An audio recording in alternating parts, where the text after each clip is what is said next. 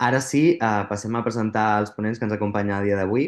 Ens fa molta il·lusió comptar amb dues persones amb una àmplia trajectòria professional i una mirada molt humana i propera.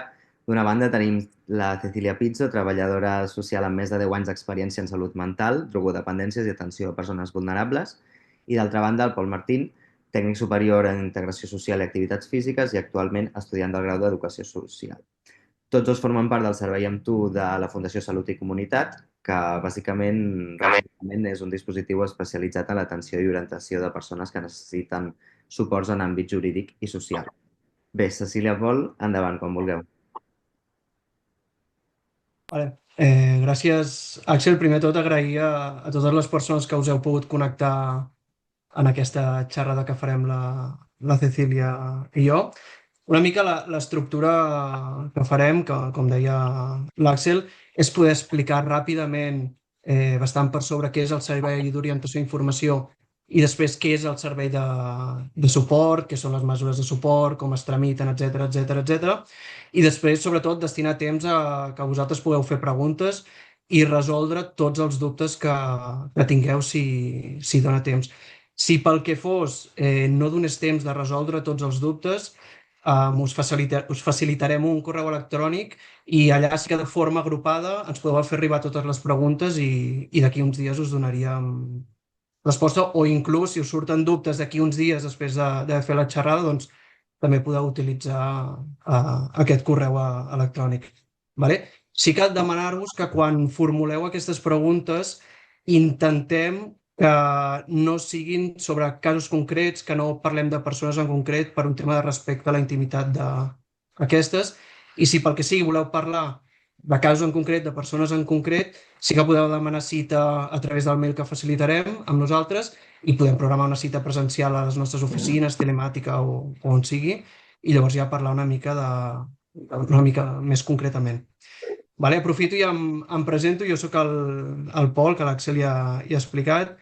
En quant a experiència professional, he estat 4 o 5 anys treballant a la Unió de Federacions Esportives de Catalunya fent programes esportius per menors d'edat amb autisme i trastorn de conducta.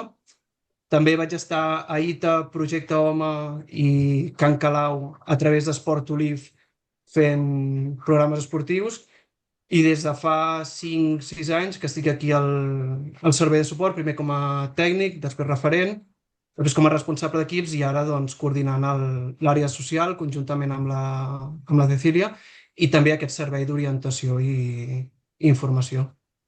I passo aquí el torn de la paraula a la Ceci que es pugui presentar. Bueno, gracias Paul y gracias por la invitación y por estar allí. También agradecer a la Fundación Salud y Comunidad que nos permite, digamos, hacer estos espacios para compartir un poco la información y la experiencia.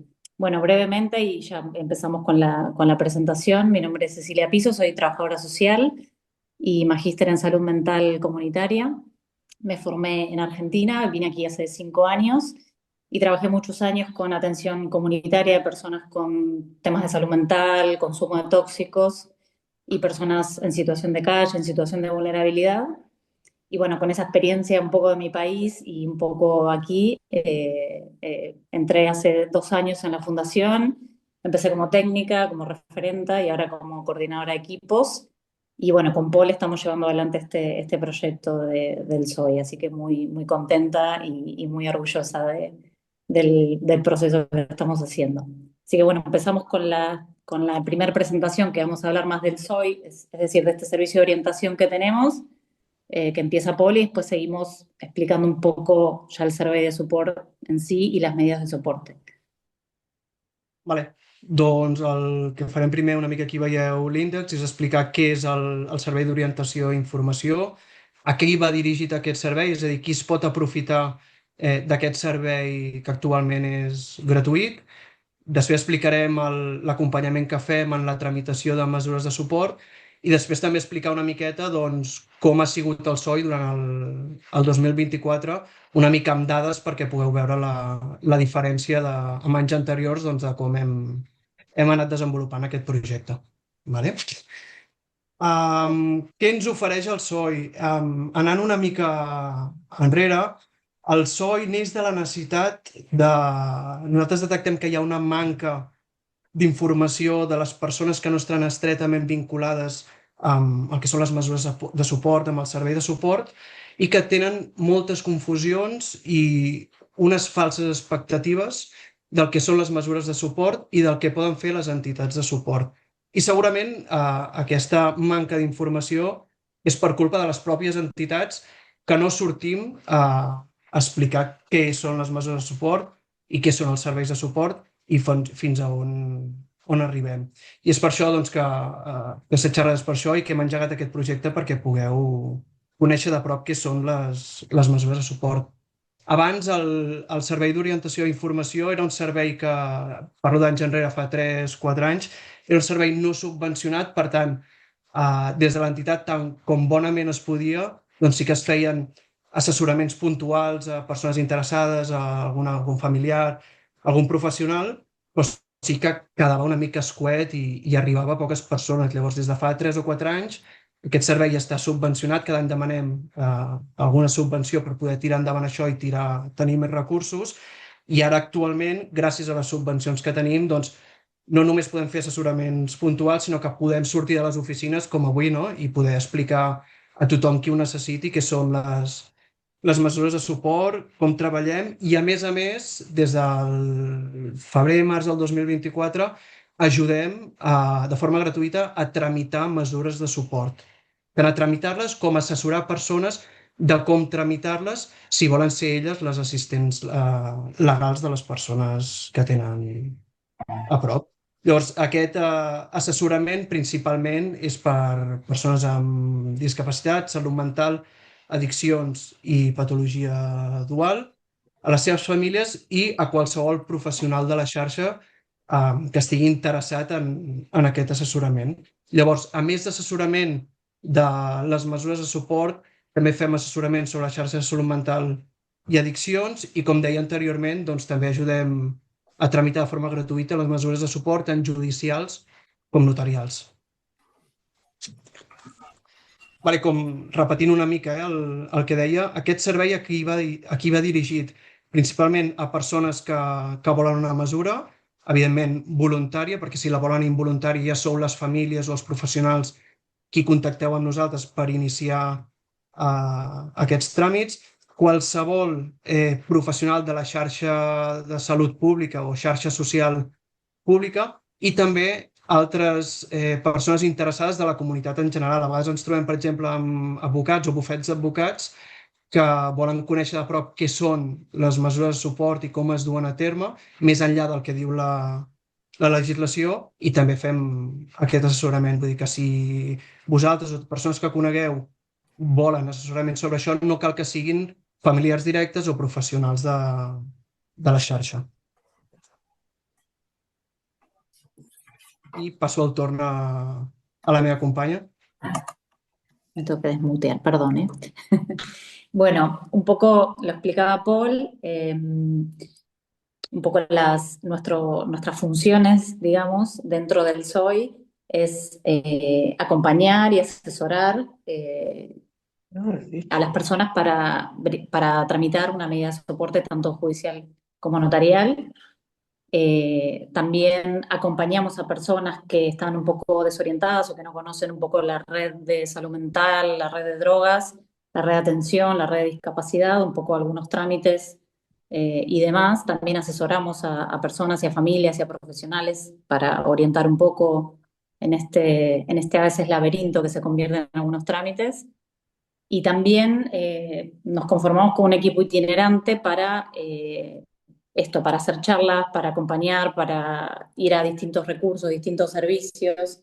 Por ejemplo, estamos trabajando con el equipo guía, estamos trabajando con distintos hospitales, con centros penitenciarios, con diferentes servicios de la red de atención para brindar estos asesoramientos y también para ir acompañando a los profesionales si es necesario, ¿no? Para determinadas personas acompañar en la constitución de una medida de soporte, tanto judicial como notarial, y ya vamos a ver que pueden ser también voluntarias o involuntarias. Un poco de datos generales, también empezamos de a poquito con con esta organización del SOI a construir datos, ¿no? Datos numéricos, datos duros que nos permitan ir viendo un poco cómo vamos evolucionando en el servicio. Lo empezaron los compañeros el año pasado, Albert y Paul, que también Albert es un compañero coordinador del servicio, y vimos que en un solo año o sea, el crecimiento en los números en relación a las consultas, ¿no? A las demandas de las familias sobre todo y de muchos profesionales creció exponencialmente. Por ejemplo, es un dato muy básico, pero bueno, se atendieron a 101 personas solo en el 2024, con un total de 184 sesiones. ¿Esto qué quiere decir? Que el SOI no es solamente una charla o una vez encontrarnos, sino que también implica un montón de encuentros para ir como de a poquito complejizando un poco esos encuentros y poder ir construyendo también esa solicitud de medida de soporte, que a veces llega solo como una demanda un poco desordenada, desorganizada y un poco desesperada, y de a poquito intentamos hacer más sesiones para ir construyendo esa voluntad en caso que sea notarial o si es judicial, también ir pudiendo construir ese proceso tanto con las familias como con los profesionales como con la persona interesada, ¿no? Y bueno, el impacto aproximado, que nosotros lo calculamos en relación a las personas y su red familiar o su red afectiva más cercana, y también a los profesionales que atienden a la persona, entendemos que el impacto del SOI en el 2024 fue aproximadamente entre 350 a 400 personas, lo cual esto nos permite un poco dimensionar a nivel más macro, bueno, que no solo hablamos con la persona, sino que también indirectamente también se habla con su entorno, con sus amigos, con sus familiares, con los profesionales que atienden a esta persona, ¿no? En este acompañamiento y en esta búsqueda que vamos tejiendo de a poco. Y después las derivaciones, es decir, también empezamos a darnos cuenta que teníamos que sistematizar y escribir un poco desde dónde, ¿no? nos llegan distintas consultas. Entonces empezamos a darnos cuenta que la mayor parte de las derivaciones vienen por la vía de la salud, por distintos efectores y centros de atención de salud. Bueno, muchos no los tenemos bien registrados, entonces pusimos no sabemos, pero como un dato también, como para ponernos también como objetivo registrarlo mejor.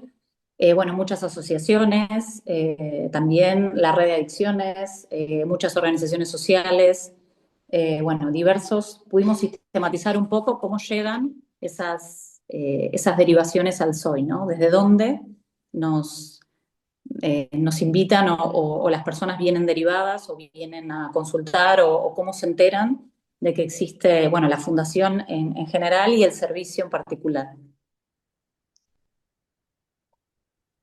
Y ahora un poco la idea es presentar, o sea, el survey de support, que es una vez que la persona tiene la medida constituida de soporte, tanto judicial como notarial, es el servicio un poco que lo va a acompañar.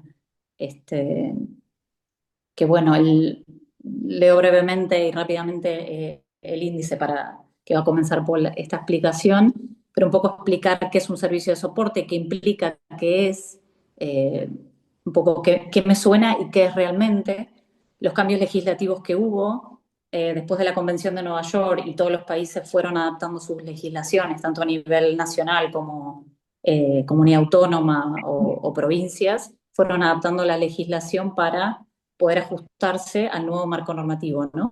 Que antiguamente las personas, bueno, ya lo vamos a ver bien con Paul, eran incapacitadas, muchas veces sin su voz, y eso fue cambiando bastante con los distintos cambios legislativos que hubo, tanto a nivel mundial como a nivel local.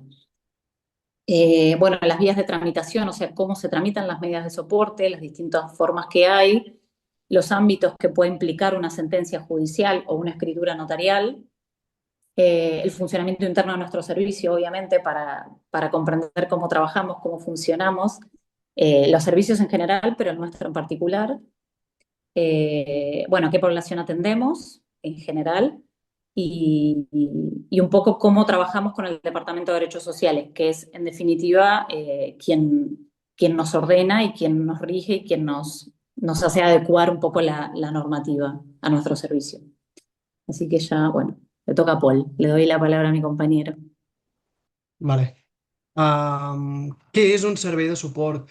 Nosaltres des del servei de suport atenem persones que estan proveïdes d'una mesura de suport, és a dir, que hi ha una sentència judicial o una escriptura notarial al darrere que diu que la persona necessita un suport en alguns àmbits o en tots els àmbits de la seva vida i que qui ha de prestar aquest suport és una tercera persona, que pot ser tant una persona física, pot ser un pare, una mare, un germà, un amic, una tieta, o una persona jurídica, que en aquest cas seria una entitat de suport. Llavors, perquè hi hagi un assistent legal que pugui exercir el càrrec, han de passar dues coses. Per una banda, que el jutge ens nombri assistents legals i després que nosaltres tinguem l'acte de possessió del càrrec. Per què? Perquè fins que no tenim l'acte de possessió del càrrec no podem començar a treballar. Què passa sovint? Que es fa, en el cas de les judicials, tot el procés judicial, metge forense, jutge, el jutge dicta sentència, nombra un assistent, però això no vol dir que nosaltres puguem començar a exercir el càrrec. Fins que no ens arriba l'acte de possessió del càrrec, que és el document oficial que diu que som oficialment assistents legals, no podem començar a treballar. I entre que surt la sentència i l'acte de possessió del càrrec poden passar dies, setmanes o mesos. Vale? Què més? L'assistent legal s'ha de limitar el contingut de l'assistència tant judicial com notarial. És a dir, única i exclusivament podem fer el que diu aquesta mesura. Ens hem de limitar el que diu i no ens podem excedir. És a dir, un exemple, si hi ha una persona que tenem, que nosaltres hem d'intervenir en l'àmbit administratiu i econòmic, si la persona ens demana suport i acompanyament en l'àmbit mèdic que no ho posa, no podem fer aquest acompanyament.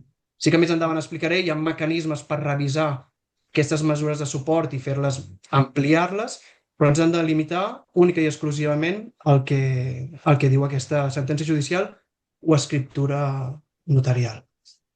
Quina és la tasca d'un assistent legal? La tasca d'un assistent legal és activar tots els recursos de la xarxa pública o privada, si la persona s'ho pot permetre econòmicament, perquè la persona que té la mesura de suport la pugui utilitzar si aquesta és la seva voluntat.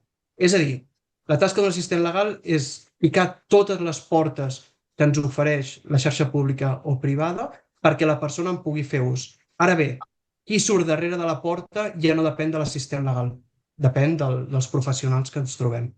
Llavors, un cop activada aquesta xarxa, evidentment, treballem de forma connectadíssima amb tots els professionals i amb l'objectiu de generar millores cap a la persona.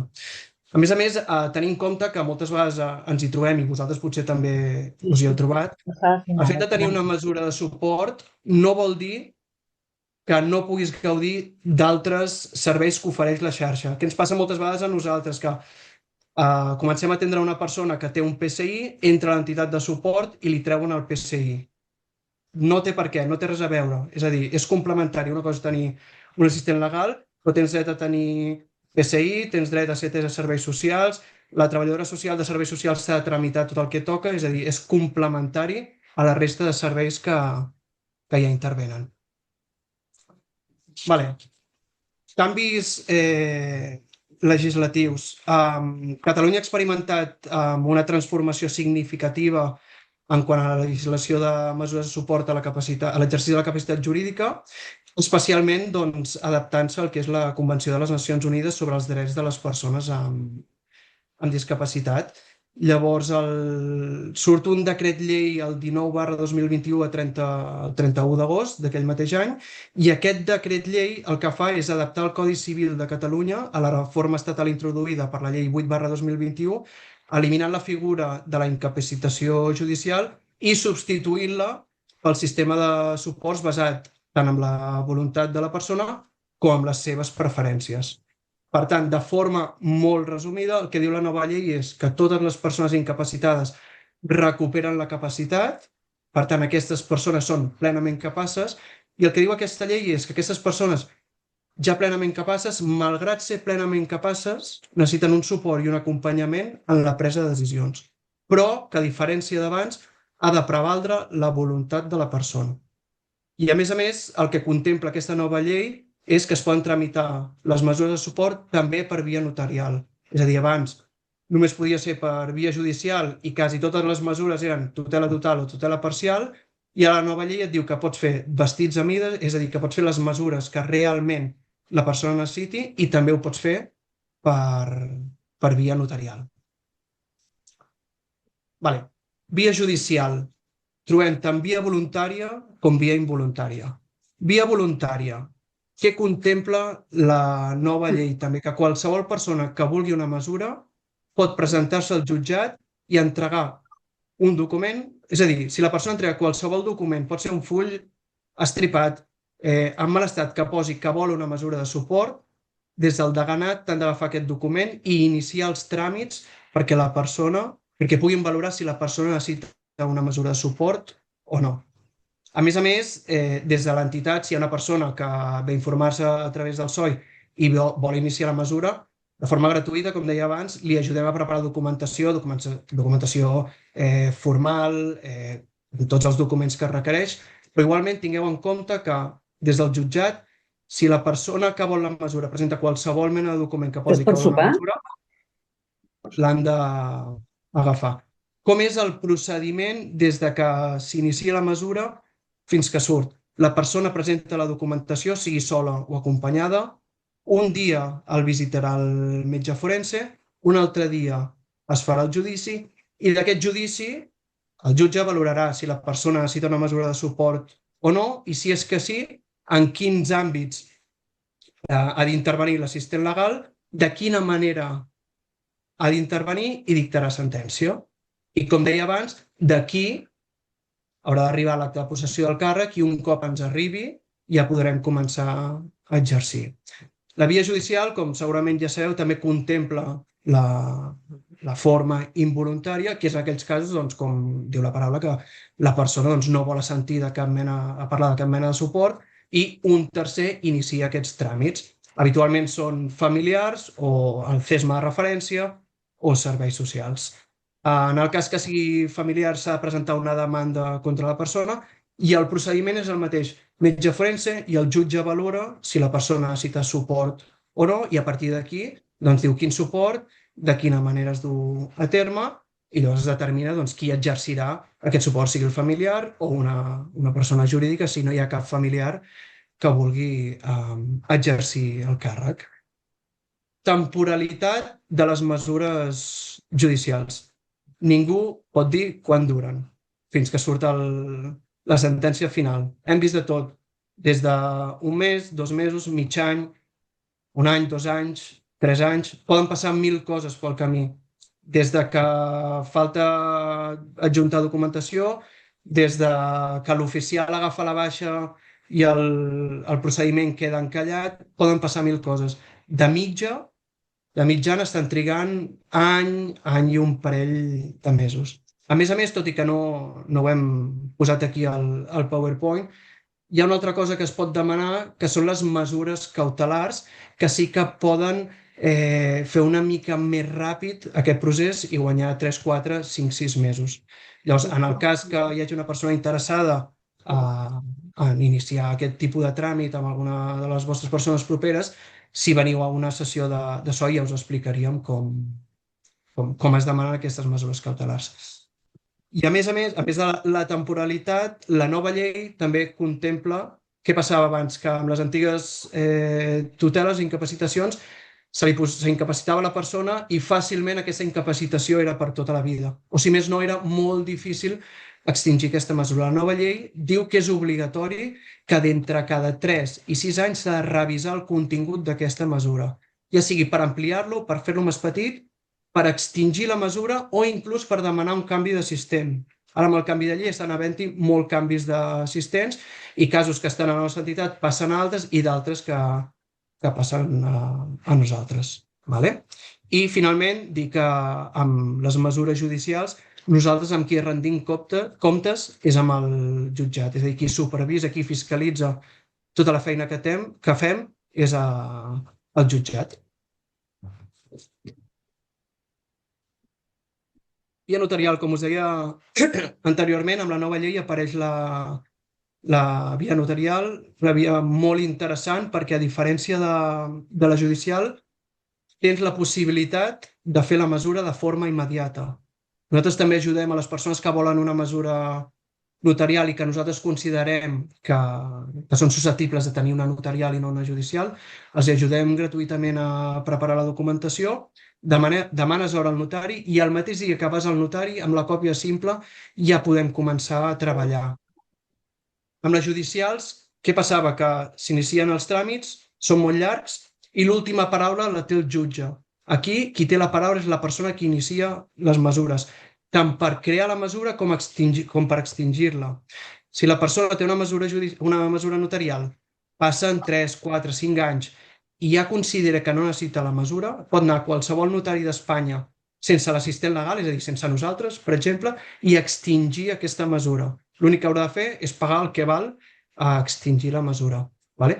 A diferència de la judicial, sí que fer aquest tràmit té un cost, la judicial és totalment gratuïta si és voluntària, aquí té un cost, que és la constitució de l'escriptura notarial, que com qualsevol acte que fas al notari doncs ho has de pagar, i aproximadament totes les que hem fet nosaltres, que n'hem fet unes 30, han anat des de 150 fins a 280, 300.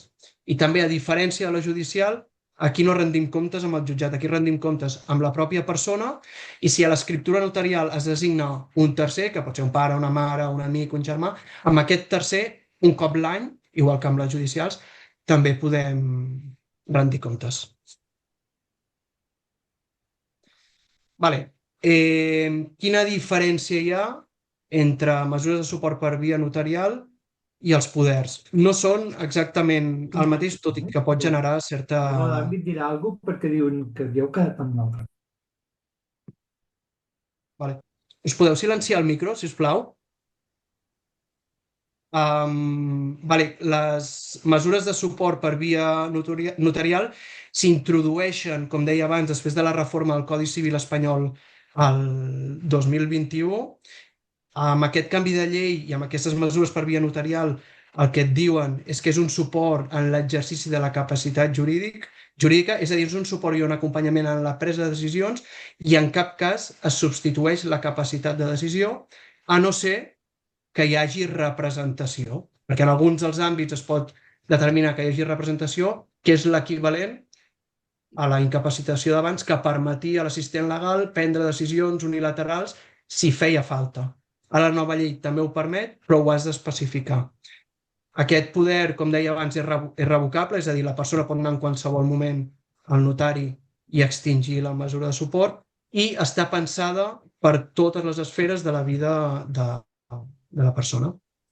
En canvi, el poder és quan un ponderant autoritza a una altra persona, a un apoderat, a actuar pel seu nom en determinats actes patrimonials i o negocis jurídics. Llavors, aquest poder pot ser tan general, que habitualment és per gestió del patrimoni, o també pot ser un poder específic per exemple, gestionar compres, ventes, etc. A diferència de l'assistència de la mesura de suport notarial, aquí sí que es cedeix la capacitat d'actuar a un tercer, és a dir, és més semblant al que eren les tuteles abans i a la incapacitació. Per tant, no implica ni suport ni acompanyament i, per tant, no té per què tenir en compte la voluntat de la persona. Igual que la mesura de suport notarial és revocable en qualsevol moment. Vale? I dir que des de l'entitat de suport no fem poders. Vale? Només fem mesures de suport via judicial i via notarial. I passo el torn a la meva companya. Muy bien, esto que explicaba Paul implica, bueno, cuál es el contenido de esas tanto sentencias voluntarias e involuntarias o de esas actas notariales, ¿no? ¿Qué contenido tienen? Son 4 grandes campos, como vemos allí en el PowerPoint. Uno es el personal, que implica el ámbito de la salud, por ejemplo, el ámbito de ocio, el ámbito laboral, poder acompañar a la persona en la búsqueda de un lugar habitacional, de un recurso habitacional también. O sea, implica todos aquellos aspectos que tengan que ver con la vida personal, o sea, con la persona y con su desarrollo, con su desenvolvimiento como ser humano, ¿no? Como sus necesidades básicas. Después el ámbito económico y patrimonial, que no está especificado ahí, pero lo incluye también, lo puede incluir o no. Esto es poder acompañar a la persona tanto en el tema del dinero, ¿no? Que muchas veces es lo que trae quizá más dificultad a la hora de gestionar y de poder aceptar determinadas limitaciones o determinados acuerdos. Y el ámbito patrimonial, es decir, poder proteger, en caso de que la persona tenga algún patrimonio, poder acompañar en esa protección, en ese, entre comillas, pero bueno, en ese buen uso, digamos, de tanto el tema económico como el tema patrimonial, ¿no? Después el ámbito administrativo, es decir, poder acompañar a la persona en todos los trámites que un ser humano, que una persona que se desenvuelve en sociedad necesita, desde el DNI hasta la tarjeta sanitaria, hasta tramitar una discapacidad, dependencia, acceso a un recurso, orientación a recurso residencial, comenzar los trámites para un recurso residencial de por vida o temporal, o un recurso de salud mental, o una comunidad terapéutica. Bueno, hay muchas posibilidades. Y en el ámbito jurídico, ¿esto qué quiere decir? Nosotros no podemos hacer, digamos, no representamos a la persona como juristas, no podemos hacer eso porque seríamos sus asistentes, pero sí acompañamos a la persona en todos aquellos procesos judiciales que la persona tenga. Incluso, como decía Paul, o sea, nosotros rendimos cuentas al juez, todo ese proceso judicial y ese acompañamiento y esa rendición de cuentas que se llama al juez, se hace desde nuestro área jurídica. O sea, una persona con una medida de soporte en nuestra entidad, sea notarial o judicial, tiene un asesoramiento jurídico gratuito el tiempo que dure la medida de soporte.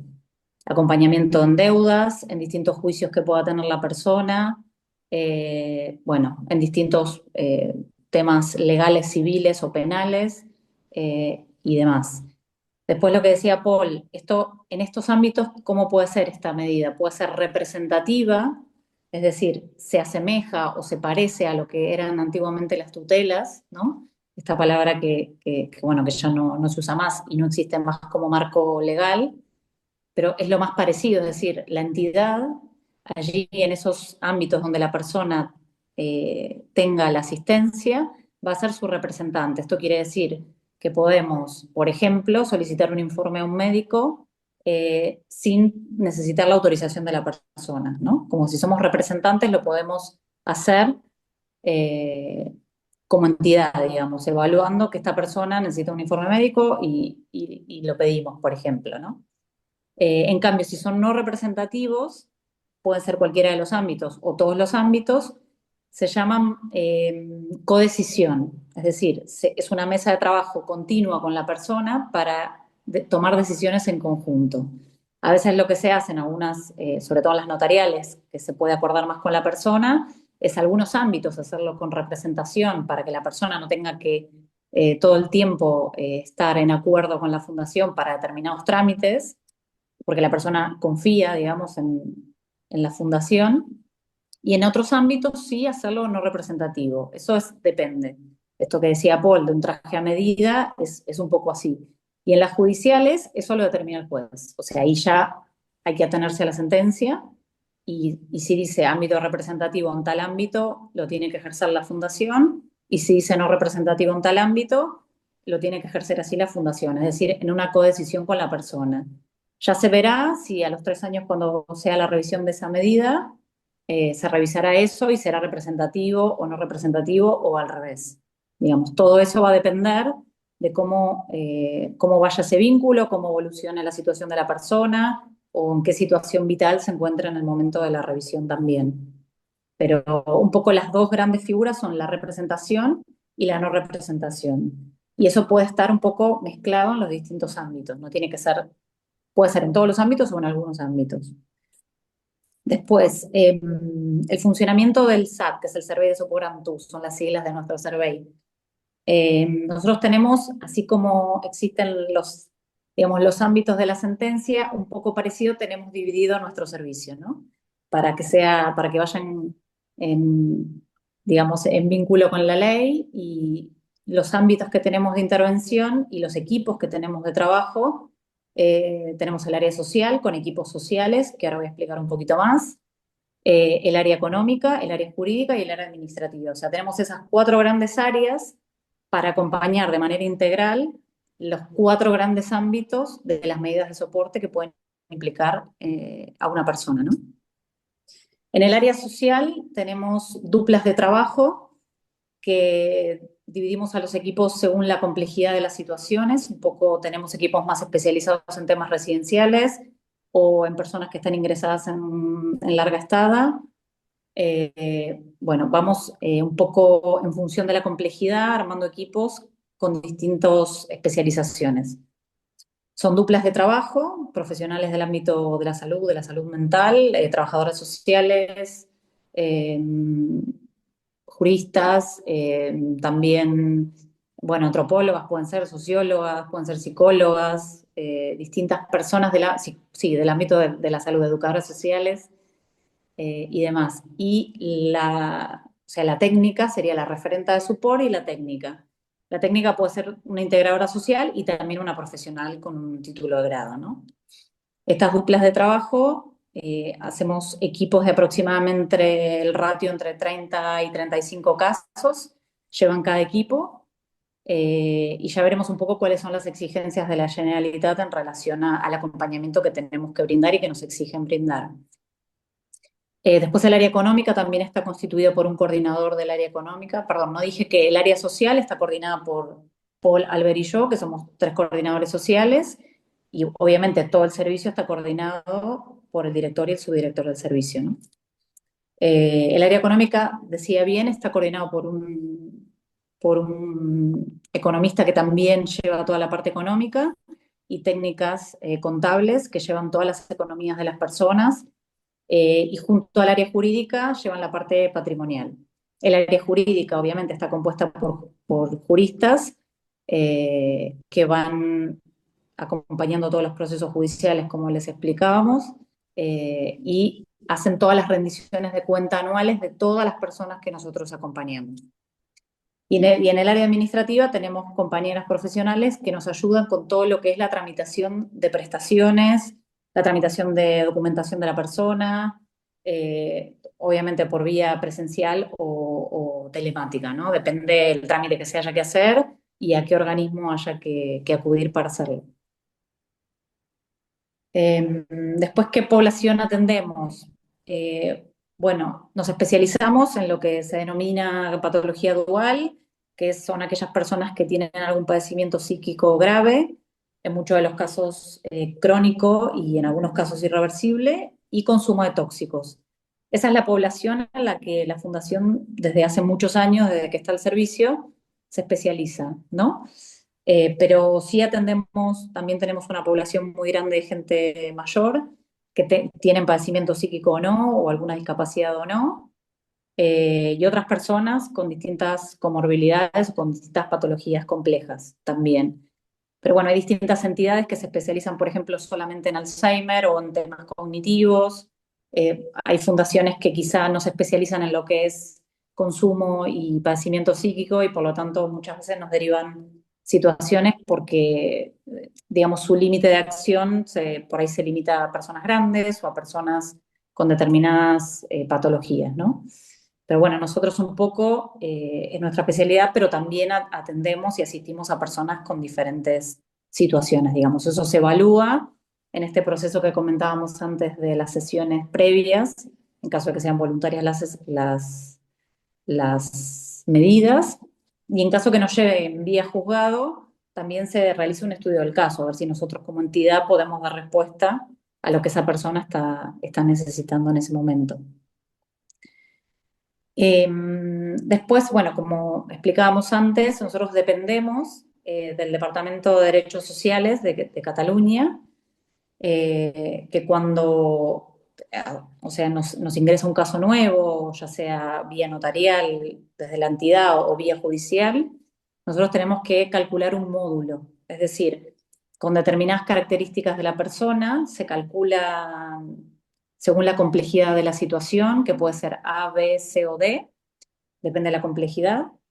Y ahí es donde nosotros también tomamos ese criterio para ver a qué equipo más especializado puede acompañar mejor esa situación, ¿no? Evaluamos también en función de la cercanía, de que sea un equipo que tenga determinada zona y demás. Lo que nos exige el Departamento de Derechos Sociales son 2 visitas al mes como mínimo, y todas las gestiones que la persona necesite. Claramente, las 2 visitas, esa exigencia es presencial, es decir, ir a donde la persona esté o que la persona se acerque a fundación, pero después, durante todo el mes, hacemos muchísimas más gestiones por esa persona. Y a algunos usuarios y usuarias sí los vemos muchas más veces, depende del momento vital de esa persona. Pero sí que la exigencia del departamento son 2 visitas al mes como mínimo. De ahí, lo que el equipo puede hacer en ese momento, lo que nos permite la situación, lo que la persona también esté dispuesta a que la acompañemos, ¿no es cierto?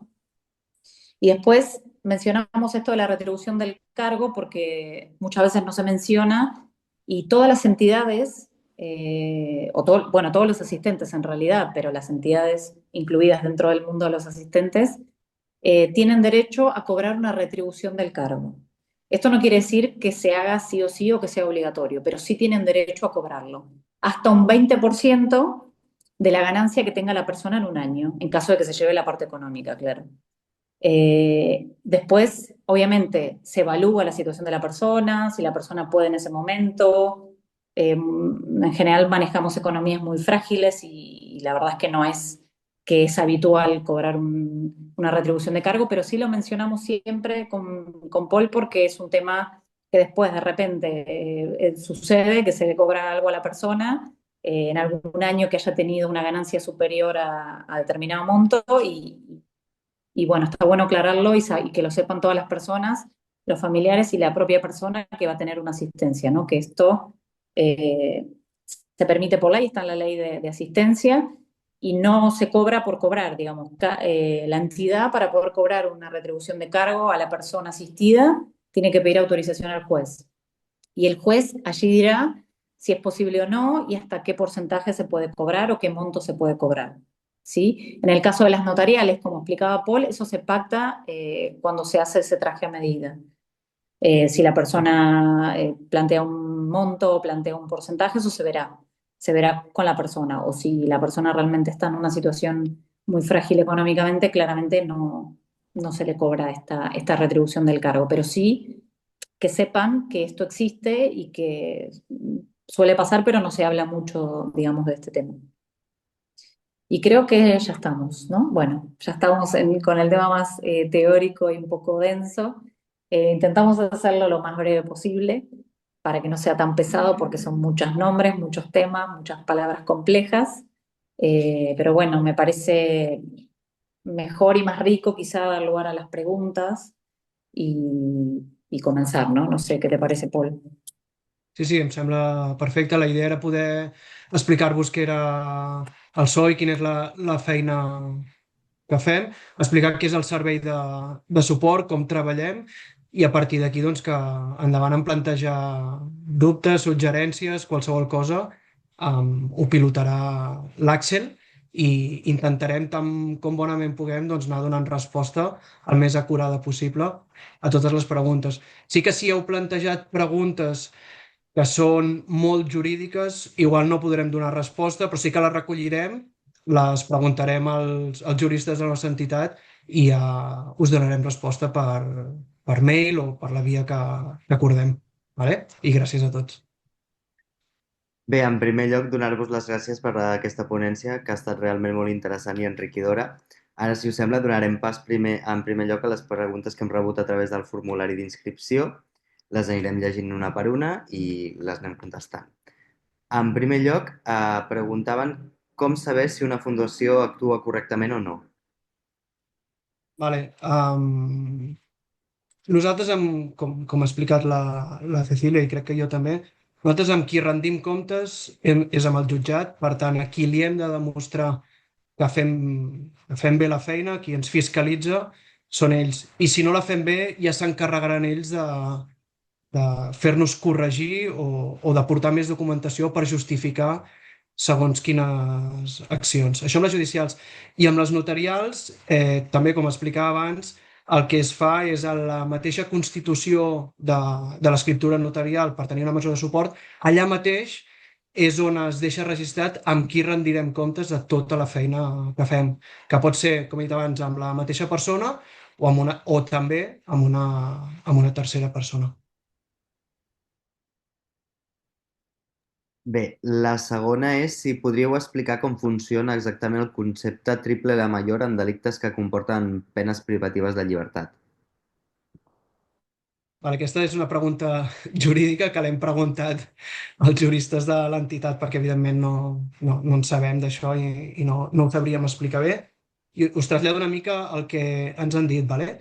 Es tracta d'una regla de límit màxim de compliment que està recollida a l'article 76 del Codi Penal espanyol i que estableix que quan la persona ha estat condemnada per diversos delictes i se li imposen diverses penes privatives de llibertat, no haurà de complir totes les penes de forma acumulada o de forma il·limitada. Llavors, en lloc d'això, el que es fa és fixar un límit màxim del compliment efectiu. Per tant, com funciona això? Quan una persona ha estat condemnada per dues o més penes privatives de llibertat, s'estableix un màxim temporal de compliment que, com a regla general, en principi, no pot superar el triple de temps de la pena més greu imposada, amb un límit màxim absolut de 20 anys. No ens hi hem trobat de moment amb això. La següent pregunten què és exactament el patrimoni protegit i qui el pot constituir. Vale. El patrimoni protegit és una figura jurídica creada per protegir els béns i drets de les persones amb discapacitat o bé que tenen trastorns mentals greus i que necessiten suports per a gestionar el seu patrimoni, assegurant que aquests recursos doncs, es destinin única i exclusivament al que és el seu benestar i a les seves necessitats més bàsiques. Llavors, aquest patrimoni protegit va ser regulat per l'estat espanyol per primera vegada a través de la llei 41/2003, el 18 de novembre, de protecció patrimonial de les persones amb discapacitat. I aquesta mateixa llei es manté vigent com a mesura complementària amb les reformes que hi han hagut en matèria de capacitat jurídica de la llei 8/2021 que explicàvem anteriorment. La següent pregunta és com es podria controlar els ingressos d'un familiar per evitar que els faci servir per adquirir tòxics. Bueno, ahí explico un poco, retomando lo que veníamos hablando, ¿no? Nosotros, si llevamos la parte económica de la persona, obviamente, eso es como primordial, porque a veces nos llevamos la parte económica y no podemos controlar eso. Nosotros procuramos, cuando llevamos la economía de la persona, es procurarle, con los ingresos que tiene la persona, como bien planteaba Paul, trabajamos con los recursos que la persona tiene o con la red de atención, digamos, con los recursos que tiene la Yaya pública. Entonces nosotros procuramos que la persona tenga lugar donde dormir, tenga alimentación, tenga su medicación, sus necesidades básicas, lo que se dice necesidades básicas cubiertas, ¿no? En ese sentido, los dineros que se llaman dineros de buchaca en general, los regulamos bastante y los vamos construyendo también con la persona. Obviamente, también el equipo social evalúa en qué momento se encuentra la persona. Claramente, en un momento de alto consumo, se evitará al máximo posible que la persona tenga dinero disponible, así sea un mínimo, ¿no? Pero muchas veces, no sé, se le da poco dinero cuando la persona está en un momento de mucha crisis, se intenta darle la menor cantidad de dinero posible, y ahí, bueno, es una tensión entre la voluntad de la persona y lo que va evaluando el equipo, siempre. Pero, o sea, intentando priorizar la voluntad de la persona, pero entendiendo la situación compleja en la que se encuentra, nosotros intentamos que en estos perfiles o con estas personas en ese momento vital, intentar que maneje la menor cantidad de dinero posible. Ahora, si la persona recibe, invento, 10 euros por semana y, bueno, la idea es que si lo pidió para cafés o para otra cosa, no podemos, digamos, estar al lado de la persona las 24 horas evitando que consuma o evitando que compre algún tóxico. Pero sí que en casos muy graves o de extrema vulnerabilidad en ese momento por la situación de consumo, por la situación de padecimiento que tenga, intentamos evitar al máximo que la persona disponga de dinero, ¿no? Sobre todo en el caso de las medidas representativas. Gràcies. La següent diu que, atès el retras dels procediments judicials, amb quanta antelació s'hauria d'entregar la documentació al jutjat per obtenir algun tipus de mesura de suport? Bueno, aquí un poco lo mencionaba Paul antes. Nos hemos encontrado con situaciones muy disímiles, digamos. La casuística es un poco según el juzgado, te lo podríamos decir, o se los podríamos decir. Hay juzgados de familias que van muy rápido, que las medidas cautelares avanzan, hay otros que no. Nosotros intentamos asesorar a las personas de que cuanto antes mejor, ¿no? Comiencen con este proceso judicial. Obviamente la notarial es mucho más inmediata. Muchas veces la estrategia es comenzar con una escritura notarial en el caso de que la persona tenga un poco de voluntad y de repente se vaya construyendo esa voluntad y paralelamente se puede instar una vía judicial, eso se puede intentar hacer en el caso que la persona quiera desistir de la medida y esté en una situación de gravedad, ¿no? Pero bueno, a la vez que muestre algo de voluntariedad, es como evaluar la situación. Pero depende del juzgado. No podemos decir, porque incluso el mismo juzgado ha tenido distintas temporalidades, entonces dependen muchos factores judiciales que ya nosotros no controlamos, eh, pero sí aconsejamos a las familias que cuanto antes puedan iniciar este proceso, mejor. Tenemos ejemplos de una persona que hoy atendimos que ingresó los papeles en marzo y en junio ya tiene las primeras vistas, digamos, ya tiene las primeras entrevistas. Entonces, que nos parece bastante breve, ¿no? El tiempo y se acorta bastante. No quiere decir que la sentencia salga rápidamente, pero sí que, digamos, el proceso judicial fue bastante rápido en este caso, ¿no? Podríeu detallar quines mesures de suport existeixen en temes econòmics i de salut? Sí, com hem dit, la nova llei diu que podem fer vestits a mida. Per tant, podríem posar el que ens donés la gana, o sigui, el que li donés la gana a la persona, i evidentment el que és l'assistent legal doncs hauria d'estar d'acord perquè és qui accepta el càrrec i aquesta responsabilitat. Tot i així, habitualment el que es fa és distingir-ho amb representació o sense. La representació equival a la gestió i, per tant, permet a l'assistent legal fer una gestió total de tots els diners de la persona. És a dir, que si cal, pot prendre decisions de forma unilateral després d'haver intentat dur a terme la voluntat de la persona. Però si en última instància, com deia la meva companya, per un moment d'extrema vulnerabilitat, per les circumstàncies que sigui, es considera que aquella persona no ha de tenir X quantitat de diners, l'assistent legal es pot plantar i dir que no dona aquesta quantitat de diners o que en dona una altra de la que demana la persona atesa. I l'altra opció és sense representació, que tot ha de ser codecisió. Per tant, tot ha de ser arribant a algun tipus d'acord. Sigui s'arriba en 5 minuts a aquest acord o estigui 3 mesos. Tot ha de ser consensuat. I a més, es poden fer diferents variacions, diferents invents. Per exemple, què estem fent nosaltres amb algunes mesures notarials? Per exemple, que quantitats superiors, ho invento, a 200, a 300, 400, sigui amb representació per part de l'assistent, però quantitats inferiors a aquestes, doncs que la persona assistida tingui lliure disposició. També pot ser que només amb representació en casos de descompensació psicopatològica, és a dir, que la persona tingui lliure accés a tots els seus diners, que tingui una targeta bancària, que funcioni amb tota, entre cometes, normalitat, però que si hi ha una descompensació nosaltres podem intervenir de forma immediata o tan immediatament com els bancs ens deixen, que moltes vegades també ens trobem, i això s'ha de tenir en compte quan s'inicien les mesures, que la sentència judicial o l'escriptura notarial posa una cosa que molt potent, que molt feta a mida per la persona, però que després les entitats bancàries doncs, s'ho han de revisar, s'ho ha de revisar un advocat, després el jurista de l'entitat, després ho torna, després ens diuen el què, i aquí sí que poden passar molts dies, setmanes i inclús mesos. Llavors, també s'ha de tenir en compte que a l'hora de constituir la mesura en l'àmbit econòmic, vigilar què posem o què no posem per després no trobar-nos traves. I també crec que preguntaven en l'àmbit mèdic què podem fer i quin és l'abast, no, d'aquestes mesures. També ho distingim amb representació i sense representació.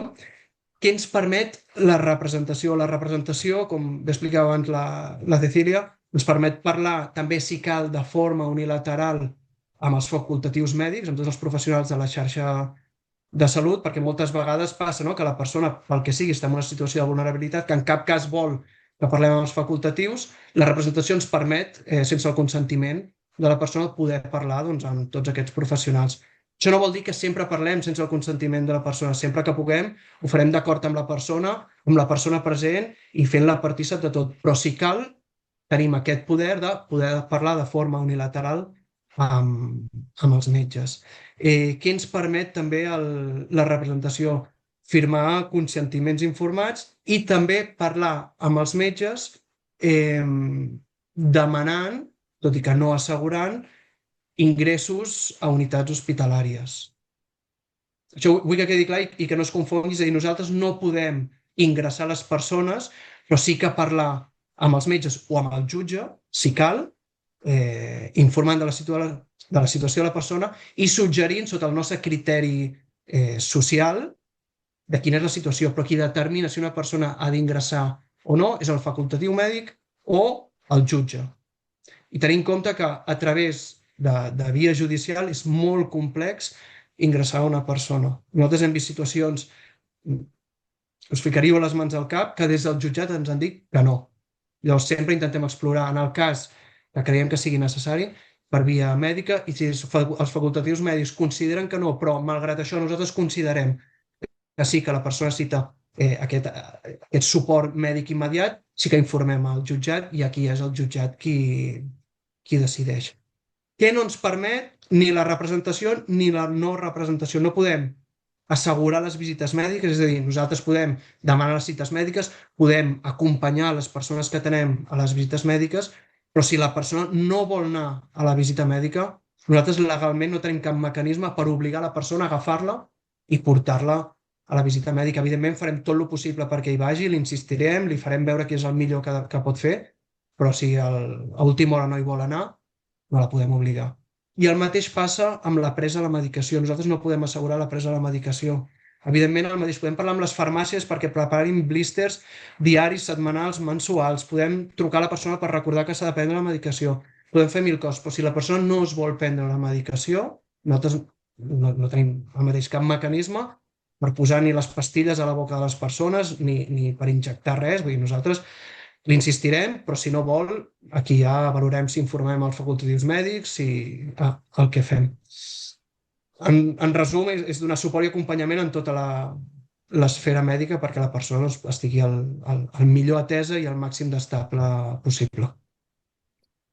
I passem a la darrera pregunta, que diu: quin seria el millor moment per fer un testament i què podríem fer per assegurar que l'hereu no malbarati una futura herència? Vale. El moment per fer el testament, qualsevol moment pot ser bo. Això ja depèn de l'entorn de la persona, de quan consideri, no, en funció del seu moment vital, de quan s'ha de fer. Si la persona té un assistent legal, l'obligació de l'assistent legal, sempre que tingui potestat en l'àmbit econòmic i patrimonial, és assegurar que es farà un bon ús d'aquest patrimoni amb els seus drets i els seus deures, també. Però, evidentment, si té un assistent legal, la responsabilitat, i més si és amb representació, la responsabilitat és totalment de l'assistent legal. Perfecte. Ara, si us sembla, passarem al torn de preguntes del xat. I la primera és de la Rosa, que pregunta què és un PCI exactament. La figura de PCI existe en la Red de Salud Mental de Cataluña, desconozco si en otras comunidades autónomas. Es un acompañante terapéutico, es algún profesional del campo de la salud mental que se tramita desde el SESMA, o sea, nosotros desde la entidad también lo podemos tramitar cuando entendemos que la persona necesita un acompañamiento más acurado y más continuo en su proceso terapéutico. Es una especie de monitor que tiene aproximadamente entre 7 y 10 casos por profesional y pueden hacer un acompañamiento semanal o de varias veces a la semana en determinados perfiles, para determinadas personas. Eh, es un profesional que, bueno, que cuesta mucho tramitar y conseguir y demás, pero nosotros batallamos bastante en algunas situaciones porque entendemos que para la persona en ese momento lo necesita. Se tramita obviamente desde el SESMA en coordinación con la trabajadora social, con la psicóloga y con él, la psiquiatra de la persona. Y muchas veces lo que decía Paul, que nos hemos encontrado con que, bueno, aparece o surge la entidad o aparece una medida de soporte para esa persona y el SESMA quizás unilateralmente decide o sugiere que, bueno, que esta persona entonces ya no necesita más PCI. Bueno, no, y ahí nosotros explicamos un poco nuestro rol, que es todo lo que venimos explicando, que no podemos estar obviamente las 24 horas con la persona, si bien sí somos sus asistentes, y que esa persona necesita este acompañamiento terapéutico, eh, digamos, cuerpo a cuerpo, casi todas las semanas. Entonces, un poco también es nuestro rol exigir que ese derecho lo tengan todas las personas, ¿no? Pero bueno, actualmente entendemos que la red de salud mental está ampliando esta figura porque realmente los resultados son muy buenos, claramente. La adherencia a los tratamientos mejora, la presa de medicación mejora, o sea, la persona toma la medicación, se acuerda más de las citas y demás, sobre todo los que no tienen asistentes, ¿no? Así que o sea, es un perfil que hay que poner en valor y hay que seguir exigiendo que esto se siga ampliando en la red de atención porque es importante, ¿no? Que existan estas figuras. Sí, jo afegia el que diu la Cecília. Els casos de persones que tenem que, a més de mesura de suport, tenen PSI, els resultats són extremadament millors, perquè al final, com bé deia ella, les ràtios són molt menys. Coneixem a professionals PSIs que porten 7, 8, 10 persones. Per tant, com a mínim, poden fer un acompanyament a la setmana, cosa que nosaltres, per desgràcia, ens encantaria, però no podem. I, a més, el vincle que estableixen és diferent que amb nosaltres. Ni millor ni pitjor, però sí que hi ha una part molt important, i és que no gestionen els diners de la persona i que el PSI és voluntari, és a dir, la persona l'ha de voler. Per tant, què passa moltes vegades? Que tenen una mesura de suport imposada per via judicial que no la volen, però en canvi sí que tenen el PSI. Llavors, inclús a vegades passa doncs, que tenen una millor, no, vincle amb el PSI perquè no els hi diu amb què s'han de gastar els diners, i amb l'entitat doncs, s'ha de batallar una miqueta més, s'ha de picar més pedra doncs, per poder generar aquests canvis. Però sí que pensem que les dues figures es complementen molt bé i treballem de forma molt coordinada, per desgràcia, amb les poquetes persones que tenen mesura de suport i PSI. Recomanar-vos que si feu acompanyaments als vostres fills, als vostres familiars, a qui sigui, i estan vinculats al CESMA, demaneu-lo. Sempre ens poden dir que no, però no hi perdem res, però que sapigueu que podeu demanar aquesta figura i que suma moltíssim. Sí que la realitat és que tampoc no hi ha PSIs per totes les persones vinculades al CESMA. Llavors, si reflexionem una miqueta, també es pot arribar a entendre, tot i que no ens sembli just, que persones que ja adquireixen aquest suport d'una mesura de suport se'ls tregui el PSI doncs, per poder donar suport a altres persones. Però que en cap cas us deixeu dir que el fet de tenir una mesura de suport vol dir que s'ha de treure la figura de PSI. Gràcies. La Lourdes pregunta si es pot canviar d'assistent legal sense representació a poders notarials.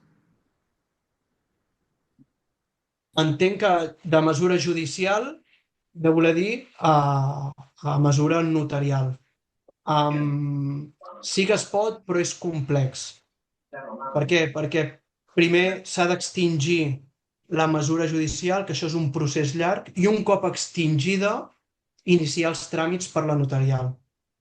És a dir, un cop extingida la judicial sí que és ràpid iniciar la notarial, però sí que, entre cometes, és difícil extingir una judicial, perquè al final qui mana és el jutge. Evidentment, si el dia de la revisió el jutge que citarà doncs, els progenitors, els professionals de l'entitat, el doctor o doctora del CESMA, la infermera, el treballador social, si tothom diu que la persona ja no necessita una mesura de suport judicial, el jutge el que fa és eliminar la mesura.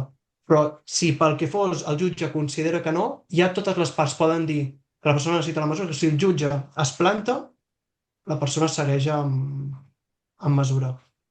No ens hi hem trobat mai que algú intenti extingir una mesura judicial per iniciar una notarial. Al revés, sí que ho hem trobat. Algú que vol una judicial, perquè pel perfil, per la forma de ser, doncs es considera que ha de ser judicial, però com triga tant temps a fer-se, ens pregunten, hòstia, i si no iniciem ja la notarial mentrestant perquè entri en funcionament i quan entri la judicial fem el canvi? Seria ideal, ho faríem si es pogués, però què passa?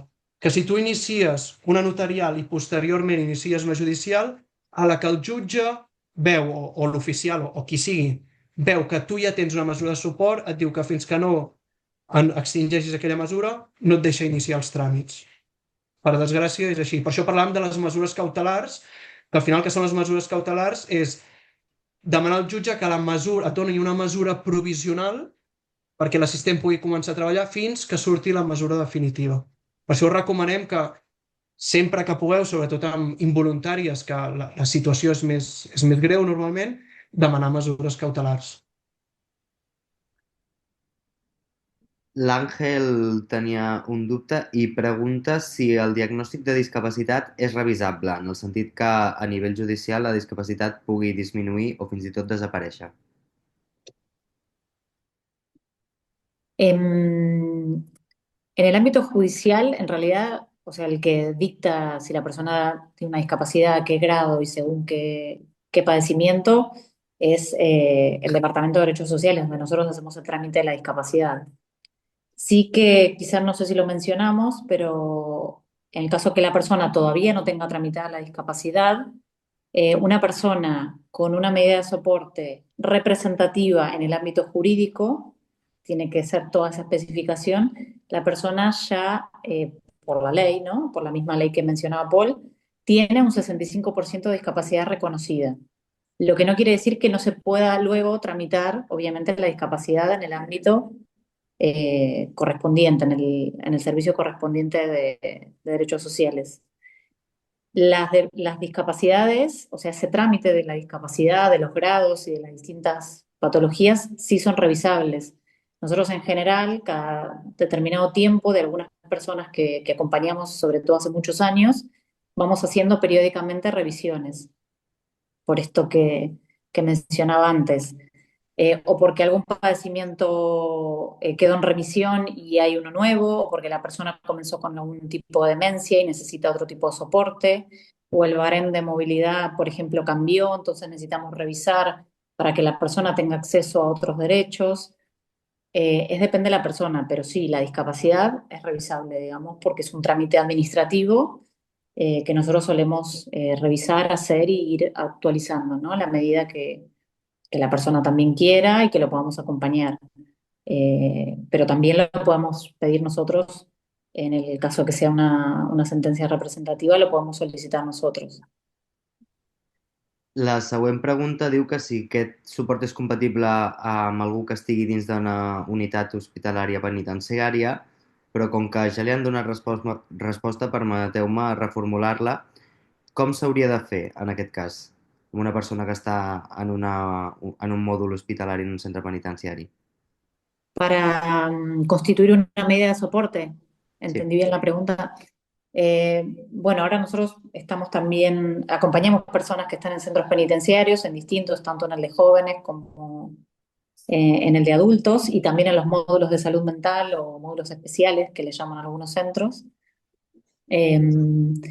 Y estamos teniendo distintas experiencias que nos llegan vía judicial, algunas situaciones que ya se iniciaron medidas de soporte desde el centro penitenciario para algunas personas pensando en el afuera, en cuando esta persona salga, ¿no?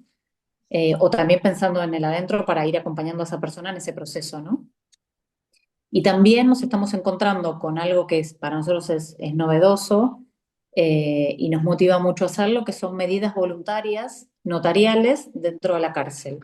Esto es buscar un notario que haga este tipo de trámites, digamos, que puede ingresar a prisión y que nosotros podamos firmar con esa persona dentro del centro penitenciario una asistencia notarial voluntaria. Eso es lo que, bueno, lo que más nos motiva, porque claramente trabajas con la voluntad de la persona, empezás a pensar en un proyecto de vida, comenzás a trabajar con toda su red de atención desde la afuera y desde la adentro también. Y la verdad que es muy, muy gratificante también. Y las personas lo agradecen mucho. Muchas de ellas están en situaciones de mucha soledad, muchas de ellas están con pocos trámites hechos en su ciclo vital, digamos, o muchas de ellas sin documentación legal. Entonces, bueno, un poco en todos esos trámites, poder acompañar a la persona, poder intentar resolver algunos temas, la verdad que lo agradecen bastante. Y estamos en ese proceso, ¿no? De cada vez nos están llamando para más situaciones dentro de prisión y diría que muchas de ellas son voluntarias. La següent pregunta diu si la retribució del càrrec és sobre els ingressos anuals de l'assistit. Sí, la retribució a càrrec es té en compte després d'assegurar que totes les necessitats bàsiques estan cobertes i després de satisfer els desitjos de la persona, entenent desig qualsevol cosa, des de sempre que sigui viable i s'ho pugui permetre la persona, però jo sempre comparteixo un mateix exemple, però perdoneu, que penjo. Perdó. Si em poso el mateix exemple, tenim una senyora que rep unes prestacions molt altes, que aquesta senyora viatja per tot el món, se'n va de safari, se'n va de creuer, fa el que vol, i això són els seus desitjos. És a dir, nosaltres quan fem un estudi econòmic d'una persona, el que no fem és tenir una partida per la retribució a càrrec. No, nosaltres satisfem tots els desitjos de la persona i si després de tot això hi ha opció de retribució a càrrec, demanem permís al jutge i el jutge, al cap d'un any, si hi ha sort, ens diu si sí, si no, i si és que sí, quin tant per cent, però en cap cas la premissa és cobrar retribució a càrrec. A nosaltres ens paga el Departament de Drets Socials a través del càlcul de mòduls, i nosaltres, l'ingrés fixe, entre cometes, qui ens paga és el departament. O sigui, és veritat que hi ha la retribució a càrrec, nosaltres quan podem la demanem, perquè és una cosa que contempla la llei i que hi tenim dret. Perdón, Paul, y en caso de que también, esto que dice Paul, como llega después de un año también, quizá en ese momento la persona tuvo, no sé, X ganancia y el juez autorizó, pero cuando llega eso a la fundación, en ese momento la persona está en un momento complejo económico, por lo tanto la entidad evalúa eso y decide, por más que el juez lo autorizó, decide no cobrar esa retribución del cargo. Eso también sucede, porque claro, como también los tiempos son los que son, cuando quizás llega esa autorización, ya la entidad tampoco decide, aunque ese dinero esté, no cobrarlo porque la persona va a tener determinados gastos, tiene que pagar determinadas cosas en ese momento vital. Entonces también eso, aunque el juez lo autorice, también lo volvemos a revisar, digamos, tiene como varias instancias de revisión. És un criteri de l'entitat, perquè si pel que sigui, imagineu-vos que nosaltres avui 2024 el jutge ens autoritza de X persona a cobrar 200 euros, però com ens donarà resposta d'aquí un any, si a la persona li quedessin al compte 200 euros, tindríem dret a cobrar-ho. Vale? Però sí que l'entitat, evidentment, si cobrar aquesta retribució afecta la situació de la persona, no ho cobra. Vale? Però deixar clar que és un criteri d'aquesta entitat. D'acord. Bé, abans de continuar us demanaria si podeu ser un palet més breu en les respostes perquè pateixo que no doni temps a respondre a totes les preguntes. Sí, perdón, hablamos mucho, perdón. És No, difícil, cap problema. Sintetitzar en mesura del possible, evidentment. La següent pregunta diu si els endeutaments es poden anul·lar si hi ha una assistència econòmica o si es respecta la voluntat de la persona i no es pot intervenir. A veure, el fet de tenir una mesura de suport i tenir un equip jurídic potent i especialitzat al darrere no vol dir que es pugui salvar a ningú de res de tot el que fa. Evidentment, es fa tot el possible doncs, per anul·lar, per tornar al mínim possible de diners de tots els crèdits que demanen, microcrèdits, embargaments. Si una persona és inembargable, que moltes vegades els embarguen igual i després ho tornen, doncs, si podem traiem els diners abans de que el puguin embargar, és a dir, fem tot el possible. Què ens ha passat? Això que preguntaves de la voluntat de la persona. Ens hem arribat a trobar algun cas, poc, però ens hem arribat a trobar, que diu, no, m'és igual que m'ho cobrin, no vull que traieu els diners. Evidentment, aquí doncs, intentem insistir a la persona, si cal ve un dels advocats de l'entitat perquè li pugui explicar de forma molt clara doncs, quines conseqüències té això, no només a curt termini, sinó a llarg termini, perquè a vegades hi ha embargaments o deutes que són de molts diners i, per desgràcia, l'economia de les persones que tenem acostuma a ser precària. Si en última instància, si no tenim representació, preval la voluntat de la persona. Si tenim representació, en última instància, després de fer intentar valdre la voluntat de la persona, podríem prendre una decisió. Es valora cas per cas. La següent pregunta diu si vosaltres a la Fundació ajudeu a tramitar això de la triple major.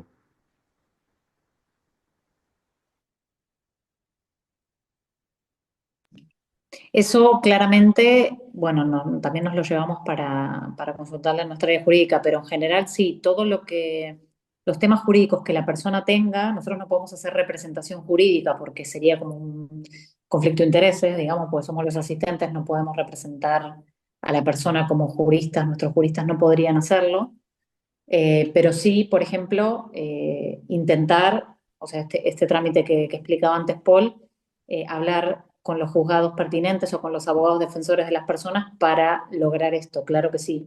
O sea, nuestras juristas se comunican permanentemente con todos los abogados que las personas tienen, por una o por varias causas, ¿no?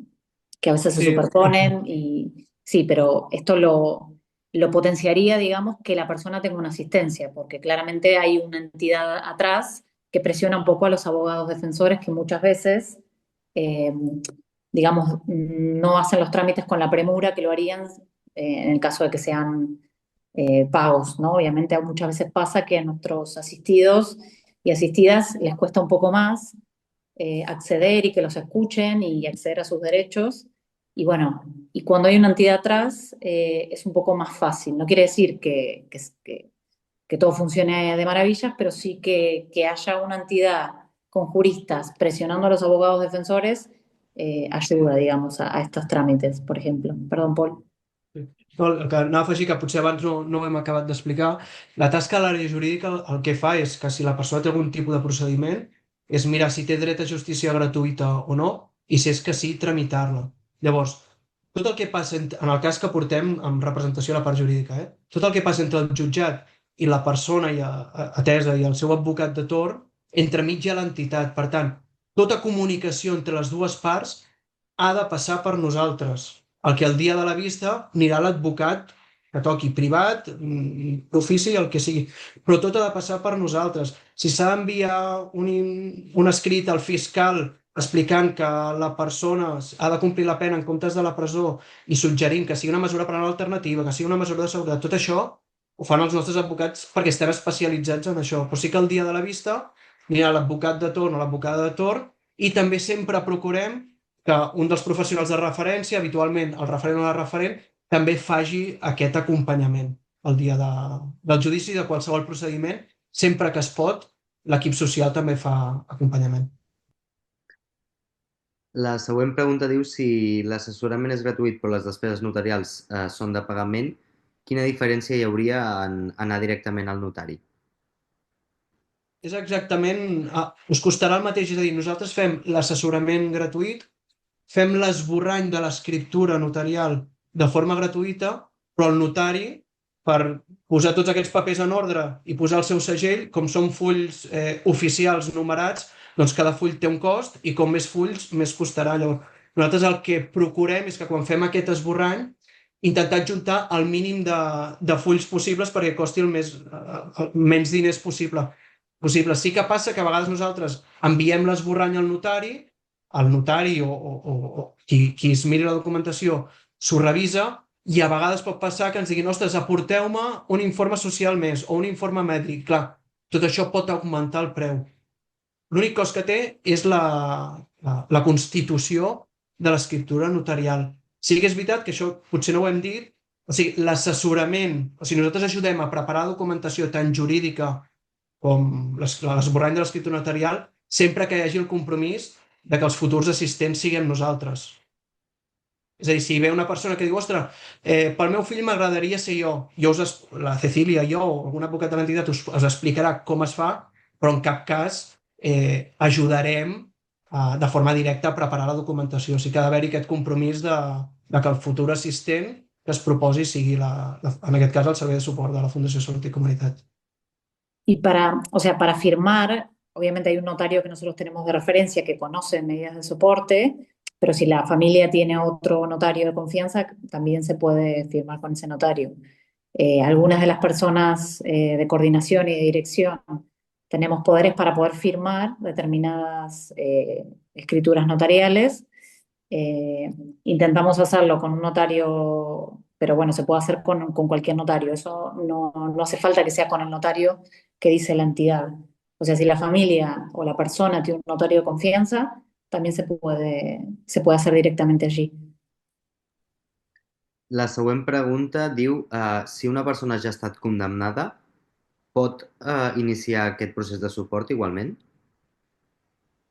Sí, és compatible tot. Com deia abans la meva companya, que segurament ja ha donat una mica resposta a això. Nosaltres ara estem iniciant, no des de fa uns mesos, perquè, com potser ja sabeu alguns, la comunicació amb centres penitenciaris és feixuga, és difícil, és molt opac, però sí que sí, persones en condemna o que han tingut i que ara ja no l'estan complint, evidentment, sí, és compatible tenir una mesura de suport amb tenir, en estar complint una pena privativa de llibertat. Inclús a vegades és favorable.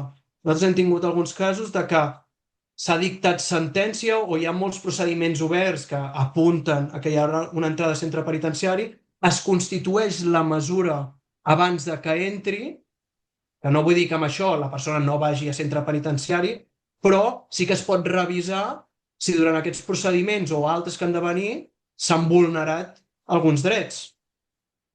M'explico? Llavors, sí que evidentment és compatible i en alguns casos favorable, perquè inclús el jutge pot tenir en compte, ostres, aquesta persona de forma voluntària, com ha vist que té aquesta situació, vol generar canvis i ha iniciat una mesura de suport. Suma més que resta, en la majoria de casos. La següent pregunta diu si un assistit per sentència judicial amb representació ja activa vol sortir de la formació, seria possible fer-ho? Entenc que si vol extingir la mesura. De la formación no entendí esa parte, perdón. Si un assistit que tingui aquesta assistència perquè ja hi ha hagut una sentència judicial i ja té aquesta representació, volgués rescindir les mesures de suport, ho podria fer? Sí, evidentment, però sí que si és un procediment judicial, és el que hem dit abans, ha de demanar la revisió d'aquesta mesura, ho valora un metge forense, el jutge demanarà testimonis i si el jutge considera que la persona no necessita una mesura de suport, l'extingirà. Però mana el jutge. Per lo bo o per lo dolent, depèn del cas, pot ser bo i depèn del cas no. Per això també insistim amb la notarial, a tenir-la en compte perquè, igual que la persona constitueix la mesura quan considera, també l'extingeix quan ho considera.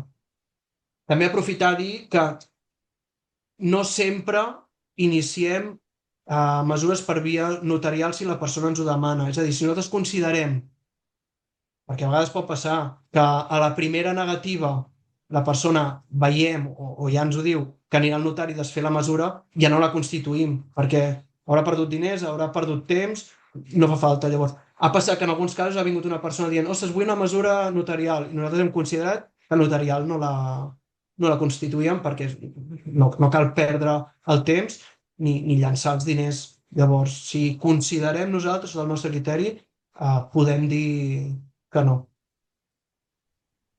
La següent pregunta, i també recullo alguna altra que m'ha semblat veure més endavant, és si només treballeu a Barcelona, comarques, Rodalies, o també treballeu a tota Catalunya perquè la vostra fundació és a nivell estatal.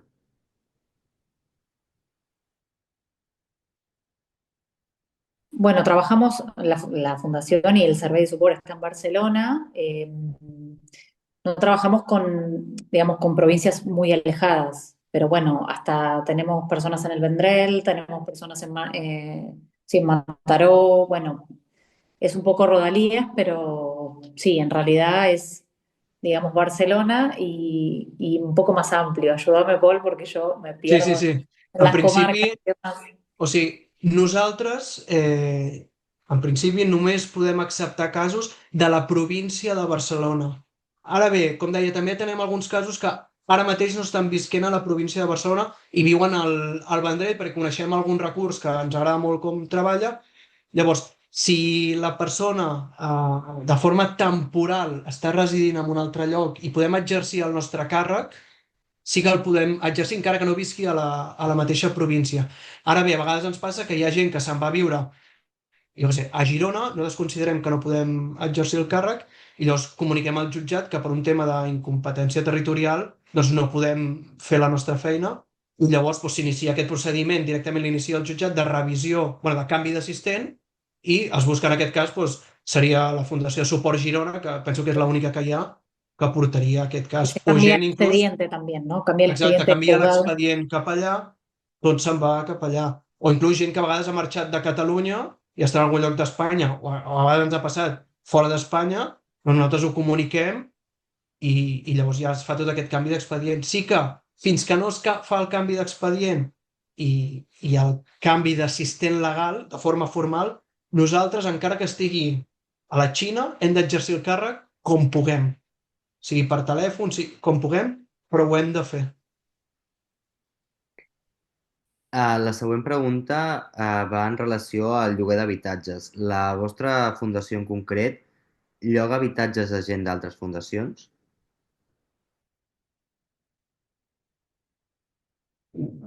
No sé si la pregunta és de pisos de la nostra entitat, sí que el que és Fundació Salut i Comunitat, que com deies abans, no sé qui ho deia, la Cecília, és una entitat supergrossa que té serveis a Catalunya i a part d'Espanya, i un dels serveis de la Fundació són pisos amb suport, alguns per persones que surten de centres penitenciaris, altres per patologia dual, altres amb suport, però és un servei extern al servei de suport. Llavors, les nostres persones que tenem poden anar a aquests serveis, però evidentment fent cua com tothom.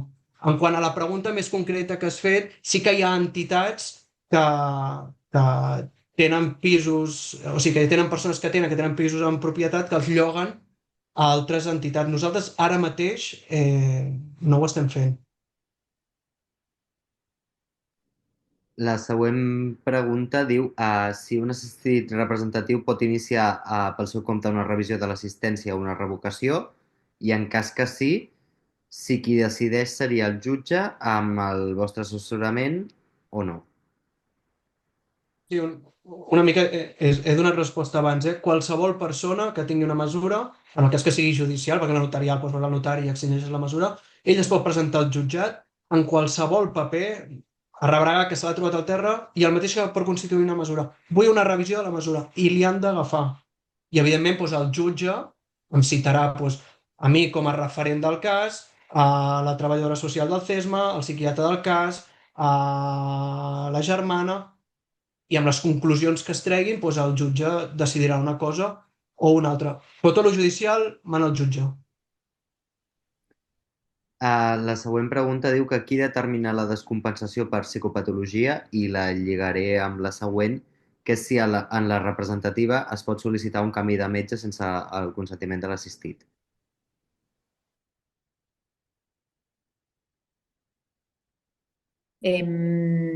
Sí, si es representativa la medida, sí, nosotros hemos, bueno, lo hemos podido hacer de tramitar distintos cambios de médicos en caso que también la persona lo exprese, ¿no? Porque muchas veces tampoco quieren ir a algunos médicos o algunas enfermeras, enfermeros porque no se sienten bien tratadas o tratadas las personas. Entonces, en ese sentido, nosotros acompañamos ese cambio o de centro o de médico. Y la descompensación psicopatológica, claramente no somos psiquiatras, nosotros podemos, conociendo a la persona, teniendo un vínculo cercano con la persona, podemos intuir o podemos considerar que la persona se encuentra en un momento vital complejo, que notamos ciertos cambios actitudinales o cierta agresividad o bueno, determinados indicadores, ¿no? que tenemos para ir evaluando si esa persona se encuentra en un momento de descompensación y si pedimos una evaluación. Claramente nosotros no decimos que la persona está descompensada, lo sugerimos, llamamos al psiquiatra o acompañamos a la persona a urgencias, nos ha pasado muchas veces que la persona está bien, viene a fundación y la vemos un poco extraña o en un momento o con mucha tristeza o en un momento muy complejo y quizá la persona accede, vamos a urgencias, que te evalúe un psiquiatra, un profesional de la salud mental capacitado para hacer esa evaluación. Claramente a nosotros el potencial que tenemos es el vínculo con la persona, ¿no? Aquella persona que conocemos, sabemos un poco cómo actúa en sus momentos y cuando vemos que está con algunos indicadores, podemos sugerir que sea evaluado. A veces somos escuchadas y a veces no, nos cuesta a veces, pero obviamente sugerimos, intentamos, y como decía Paul, en caso de que vemos que la persona tampoco lo ve, intentamos hacerlo involuntariamente, que alguien evalúe a esta persona. No necesariamente que le ingrese, pero sí pedimos una evaluación involuntaria, o sea, que alguien evalúe a esta persona porque la estamos viendo eh, en una posible descompensación, se podría decir, ¿no?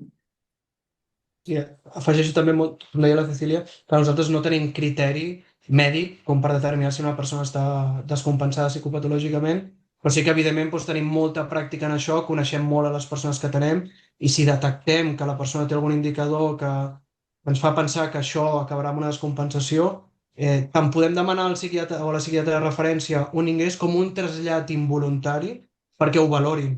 És a dir, moltes vegades passa perquè ho valorin, passi una nit hospitalitzada la persona i després pugui tornar a la seva màxima normalitat. No sempre es requereix d'un ingrés llarg perquè també té un impacte molt negatiu cap a les persones que atenem. I també afegir que quan es fan ingressos involuntaris o trasllats involuntaris, sempre que podem ho coordinem i ho gestionem nosaltres. És a dir, un cop tenim l'informe mèdic que ens autoritza a tirar això endavant, ho gestionem nosaltres i intentem coordinar amb Mossos i ambulància perquè sigui el menys violent per la persona, perquè, com us podeu imaginar, com a tots els sectors, doncs hi ha professionals que treballen molt bé i altres que no, i també moltes vegades quan no hi som hem vist intervencions, sobretot de policies, de Mossos d'Esquadra i altres policies, que han sigut bastant dures. Llavors sempre intentem doncs, fer de pont entre la persona i aquests serveis més especialitzats perquè tingui el mínim impacte negatiu cap a les persones que tenem. La següent pregunta, i la lligaré amb la següent, és en una assistència representativa la família queda al marge i en la mateixa línia, quina obligació d'informació hi ha cap a la família? Respon? Fede? Sí. Perdón, no podía activar el micrófono, pero no, responde. Sí, bueno.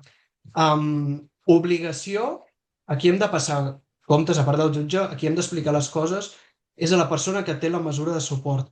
Evidentment, si hi ha família, hi ha bona relació amb la persona atesa i la persona no hi posa cap inconvenient, donarem tota la informació a l'entorn proper de la persona. Sí que ens ha passat que a vegades hi ha persones que atenem que ens han dit no vull que doneu res d'informació a la família. I nosaltres hem de fer valdre la voluntat de la persona per lo bo i per lo dolent. També que ens ha passat a vegades que això ens ho diuen persones que reben una ajuda econòmica dels pares, per exemple, d'alguna germana. Llavors sí que els diem, a veure, si no vols res de contacte amb família, és res. Ni comunicació, ni diners, ni que em facin la compra. És a dir, o tot o res. Llavors, com bonament podem, sí que anem informant a l'entorn de la persona i en el cas que la persona ens digui que no vol, si la família ens truca, si està bé o malament els hi direm. No donem informació detallada, evidentment, perquè aquí s'ha de fer valdre la voluntat de la persona, però si està malament ho direm, si està bé també. La següent pregunta és que amb la ràtio que comenteu, que és bastant elevada, si doneu a l'abast per donar l'assistència que requereix cada assistit. A veure, la ràtio és elevada, però el departament marca encara una ràtio més alta. És a dir, la ràtio es calcula per la complexitat dels casos, és a dir, en funció dels mòduls A, B, C o D, en funció de la totalitat, Pots tenir una ràtio, una altra. Ara mateix, aproximadament, la ràtio que hauríem de tenir és d'entre 42 i 43 casos per cada 2 professionals. L'entitat, per sort, és molt gran, com sabeu, i hem pogut abaixar totes les ràtios i de mitja estan a 35 casos. Els equips que porten perfils més residencialitzats estan a 36, 37 com a molt, i els equips que porten perfils no residencialitzats estan a entre 30 i 32, 33 com a molt, però el departament, per la nostra complexitat, diu 42 i 43, que és una animalada. Arribem a la feina que hem de fer, fem tot el possible per fer-ho garantir, com deia abans la Cecília, garantim les 2 visites, que és el que ens obliga el departament. Que hi ha un mes que una persona necessita més de 2 visites, farem tot el possible per fer-les, però garantim les 2 visites. Per desgràcia, no podem assumir més visites. I per això insistim, quan podem aconseguir un PSI, doncs vinga, la persona té també suport, que segurament coneixereu els equips guia que intervenen amb nanos joves, que és un recurs superxulo, doncs també ho activem. Sempre intentem activar tot perquè al final som coneixedors de les limitacions que tenim i fins on arribem.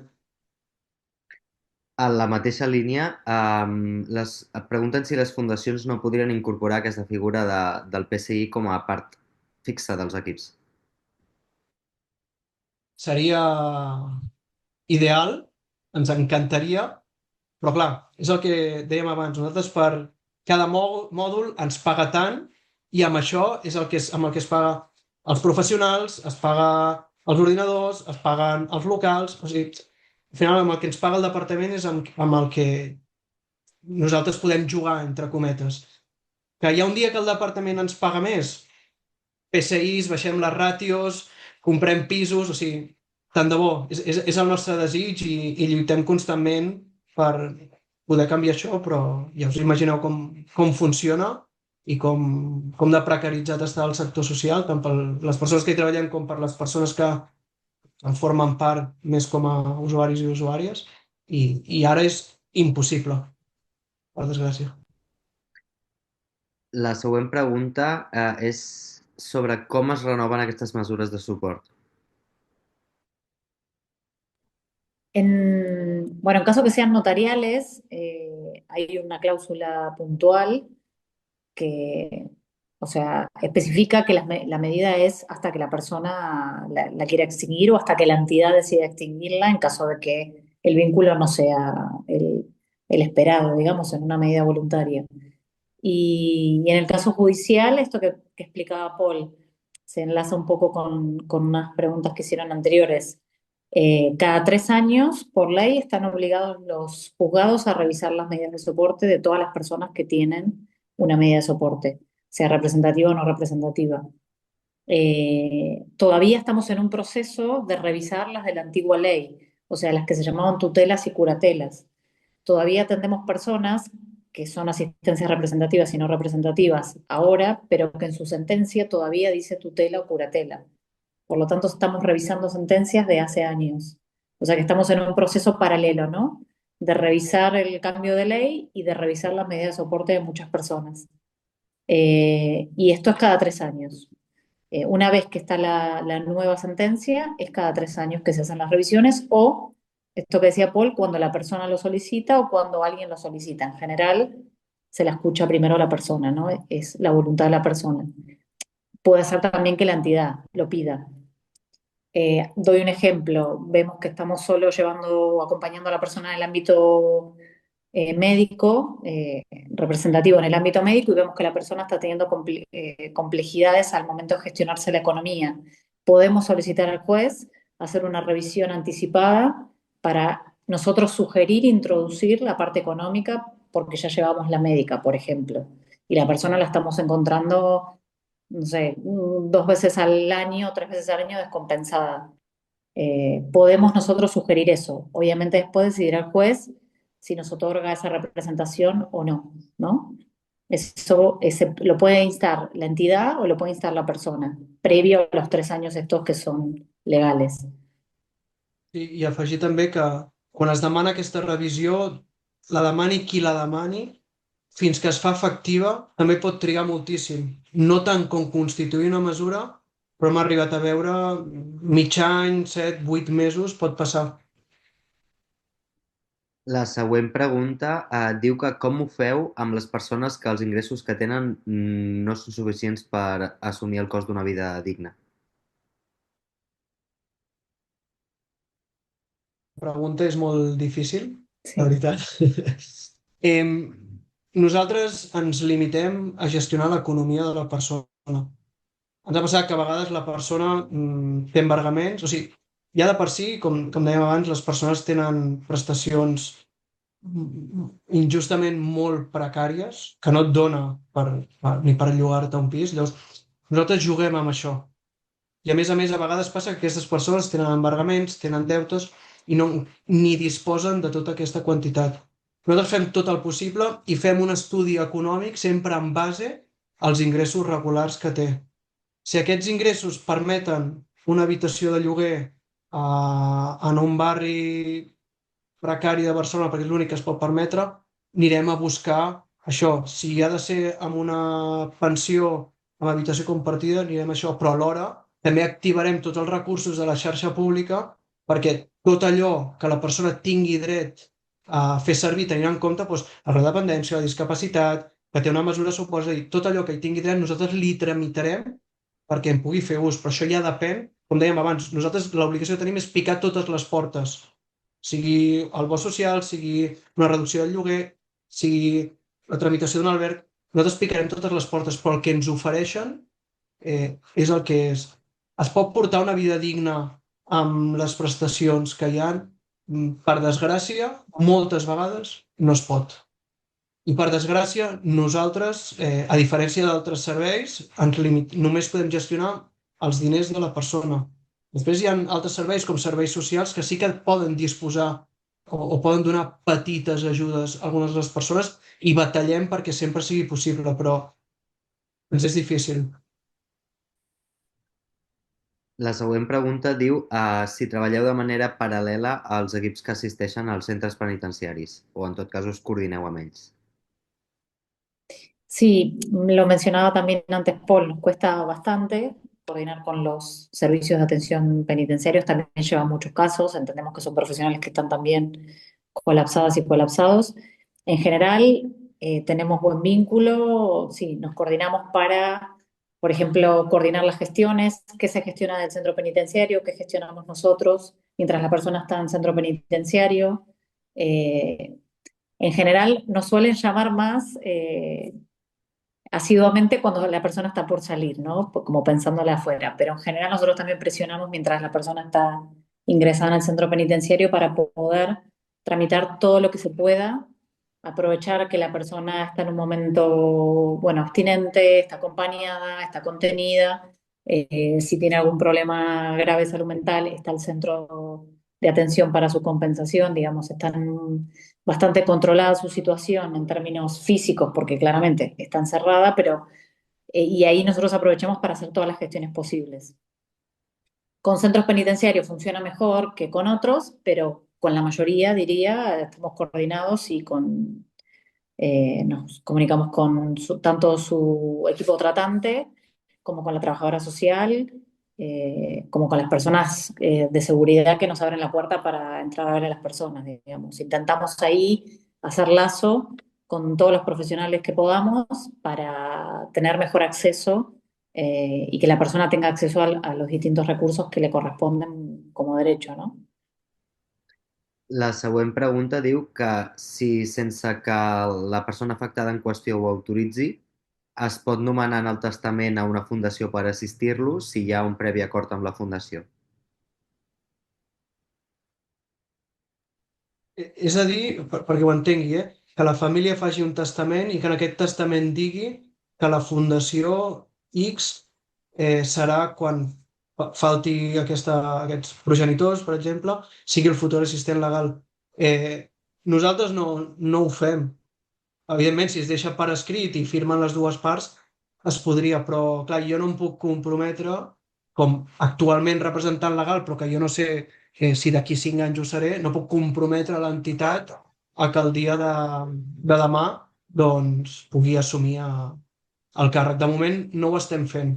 Sí que podem fer algun tipus de mesura que sigui en pocs àmbits d'intervenció i si en un altre moment vital dels familiars es considera que s'ha d'augmentar aquesta mesura perquè aquests familiars ja no poden donar el suport que la persona necessita, llavors sí que es pot fer. Però fer una mesura pel dia de demà, nosaltres com a mínim no ho fem.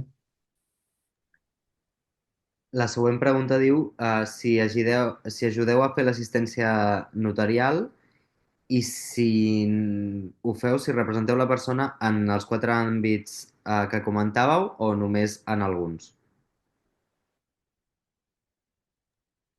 Bueno, sí, todo lo que es el trámite de la escritura notarial, de la firma de la escritura notarial de constitución de medidas, sí, acompañamos, asesoramos, estamos con la persona, hacemos las sesiones que hagan falta, no infinitas, intentamos hacer 3, 4 encuentros para que la persona se saque las dudas, primero una primera aproximación para que explicarle un poco todo lo que hablamos hoy, hacer un borrador, revisar ese borrador, volver a revisarlo, leerlo con la persona. Muchas veces viene la familia también, leerlo con la familia, subsanar dudas. En general, en algunas sesiones también están presentes nuestras juristas para ayudarnos también a desencallar algunas dudas que pueden llegar a existir, más sobre todo de cara a cuando se constituya la medida. Pero sí, hacemos este acompañamiento. Y la segunda, perdón, era dentro de la misma. En los ámbitos, sí. Si treballeu en els... Sí. Puede ser en uno o en varios ámbitos, incluso dentro de la notarial y en las judiciales también.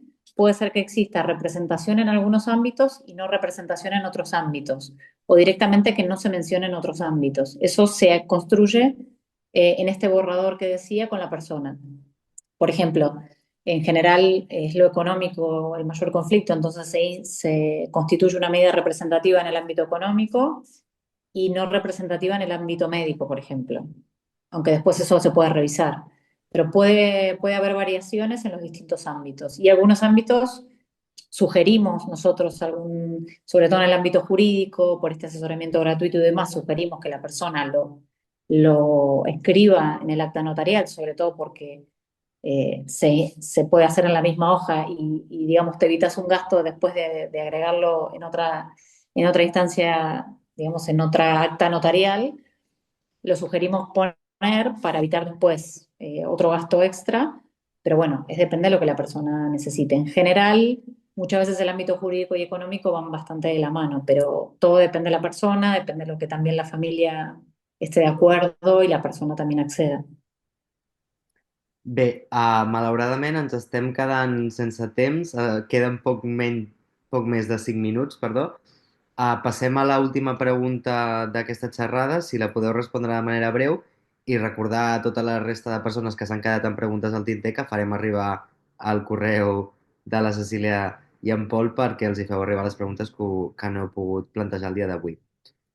Bé, l'última pregunta seria si hi ha alguna possibilitat de traslladar la vostra acció fora de província de Barcelona o no, en el cas que hi haguessin prou demanda a altres províncies.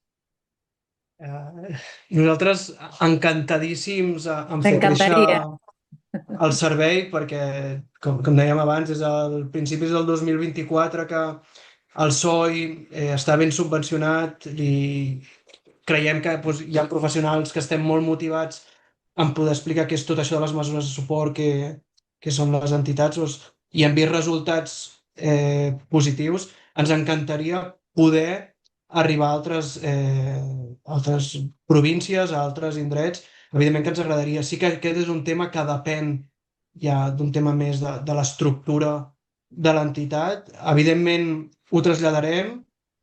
Si en algun cas voleu fer una proposta més formal, alguna trobada, ens ho podeu dir, intentaríem fer tot el possible perquè es dugui a terme i evidentment tot el que puguem contribuir, sempre que sumem més que restem, endavant. Si veiem un moment que restem, doncs cadascú se'n va a casa seva i ja està, però evidentment créixer a tots ens agrada i tant i tant.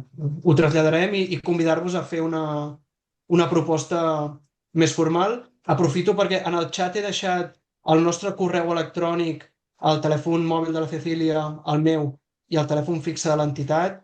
Si fem, com dèiem, assessoraments gratuïts personalitzats, llavors, si ho necessiteu, us podeu posar en contacte per nosaltres, per mail, per WhatsApp, per nota de veu, com vulgueu. Sí que us recomano que millor trucar al mòbil que al fix, perquè al fix també truquen totes les persones que atenem i a vegades queda col·lapsat. I en la mesura del possible, perquè ara estem fent moltes sessions, us donarem visita quan abans. I també agrair-vos a totes les persones participants, que en cap cas ens pensàvem que seríem tants i tantes. També he vist algun nom conegut que en algun moment ens hem trobat i que content de que estigueu aquí participant en tot això. Bé, Sí, también, bueno, agradecerles a todos y a todas por la escucha, por las preguntas, que bueno, nos resultaron muy interesantes, la verdad, y siempre intentamos dar respuesta dentro de nuestras posibilidades, de nuestra intervención o de nuestra experiencia, y bueno, y todas las dudas que tengan las podemos agrupar y ir contestando a poquito, pero bueno, la verdad es que muy interesantes las preguntas. Muchas gracias por compartir. I agrair a l'Àxel, que ho ha fet molt fàcil, ens ha ajudat amb el tema de compartir el PowerPoint i totes aquestes coses que nosaltres no som gaire experts, i que també agrair-vos des de FATRAC totes les facilitats i el contacte permanent. No, jo només volia també, com a FATRAC, moltíssimes gràcies, que vull dir, realment la gent ha estat molt interessada, ha participat moltíssima gent, perquè estem molt contents i agrair-vos molt tota la mobilitat que heu tingut i totes les explicacions que ens heu donat. Vull dir que realment moltíssimes gràcies i ojalà que puguem anar ajudant a les famílies que ho necessiten molt i el que sí, com a FATRAC lluitarem perquè tingueu els recursos que es necessiten per atendre a les persones. Vull dir, tenim un grup de treball i volem lluitar i com tenim una sòcia que diu que som una mosca cojonera que sempre anem a tocar els nassos, vull dir, hem nascut per lluitar i per aconseguir les coses que no tenen, que no existeixen encara i una de les coses que tenim, sabem que les fundacions ja, bueno, teniu els recursos que teniu, arribeu on arribeu i que realment es mereixeu tenir molt més per donar el servei que necessiten els nostres afectats. Vull dir que jo crec que és una lluita que hem de fer conjuntament. bé, en nom de FATRAC, moltes gràcies a tothom per ser-hi, especialment a la Cecília i en Pol, que heu fet una ponència meravellosa, i a part també agrair-vos la vostra feina i dedicació constant al voltant de les persones i les famílies. Dit això, moltes gràcies a tots per la vostra assistència i ens retrobem aviat en noves xerrades amb nous temes d'interès. Moltes gràcies i fins la propera.